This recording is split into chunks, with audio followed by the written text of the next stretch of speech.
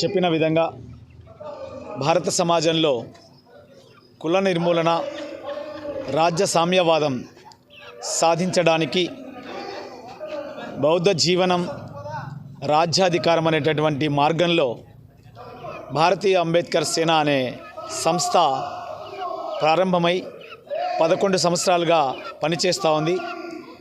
11 సంవత్సరాలు పూర్తి చేసుకున్న సందర్భంగా ఈరోజు 11వ వార్షికోత్సవ సంబరాల్లో భాగంగా జై భీమ్ పండుగను ఈ రాయచోటి పట్టణంలో నిర్వహించడం జరుగుతూ ఉంది. ఈ సందర్భంగా మేము ప్రజల్ని రాబోయే ఎన్నికలకి సిద్ధం కావాలని చెప్పి పిలుపునిస్తూ ఉన్నాం. ఈ రాష్ట్రాన్ని 70 ఏళ్ళుగా కేవలం 2 పార్టీలకు సంబంధించినటువంటి, 2 కుటుంబాలకు సంబంధించినటువంటి, 2 కులాలకు సంబంధించినటువంటి వాళ్ళు పరిపాలిస్తూ ఉన్నారు. వాళ్ళ పరిపాలనలో రాష్ట్ర సంపద అంతా కూడా కేవలం పెత్తందారులకి, కార్పొరేట్ కుబేరులకి దారాదత్తం అయిపోతూ ఉంది.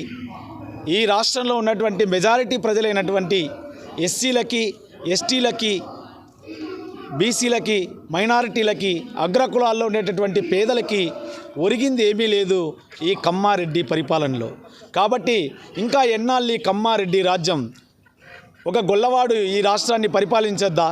ఒక కుమ్మరివాడి ఈ రాష్ట్రాన్ని పరిపాలించద్దా? ఒక వడ్డరాయన ఈ రాష్ట్రాన్ని పరిపాలించద్దా?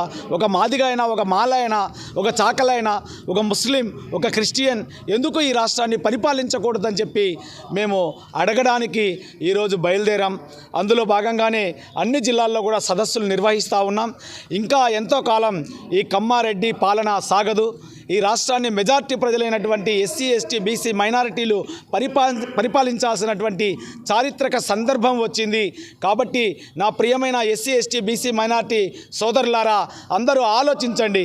ఇంకా ఎంతకాలం మనకు డాక్టర్ బాబాసాహెబ్ అంబేద్కర్ గారు తన సర్వస్వాన్ని కోల్పోయి రక్త మాంసాలను ఎరగా వేసి తన కుటుంబాన్ని పణంగా పెట్టి మనకు అందించినటువంటి ఓటు హక్కును మన రాత మార్చుకోమని, తలరాత మార్చుకోమని, భవిష్యత్తును నిర్ణయించుకోమని చెప్పి ఇచ్చిన ఓటు హక్కును ఎంతకాలం ఈ మద్యానికి, మాంసానికి, డబ్బులకి అమ్ముకుందాం? ఈ ఓటుతోటి మన విముక్తి కోసం ఎందుకు మనం రాజ్యాధికారం సాధించుకోకూడదో ఒకసారి ఆలోచించమని విజ్ఞప్తి చేస్తూ, ఆ విజ్ఞప్తి చేయడానికే ఈరోజు భారతీయ అంబేద్కర్ సేన వీసీకే అనే ఒక రాజకీయ పార్టీతోటి ఈ రాష్ట్రంలో ప్రయాణం చేస్తూ ఉంది.